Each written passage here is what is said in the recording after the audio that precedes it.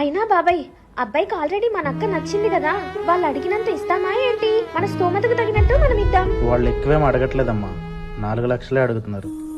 కానీ అది నాకు ఎక్కువే కదమ్మా. రాకేష్ వాళ్ళ నాన్నగారు మీరేనా? నేనే బాబు. రాకేష్ కి 2 నెలల క్రితం చచ్చిపోయాడు బాబు, యాక్సిడెంట్ లో. నాకు తెలుసు బాబాయ్, మేము టీడీపీ ఆఫీస్ నుంచి వచ్చాం. మీ అబ్బాయి సభ్యత్వం తీసుకున్నాడుగా, ఇదిగో 5 లక్షలు. 5 లక్షలా? నాకేం అర్థం కావట్లేదు బాబు. ఈ 5 లక్షలు మీకే. మీ అబ్బాయి సభ్యత్వం తీసుకున్నందుకు.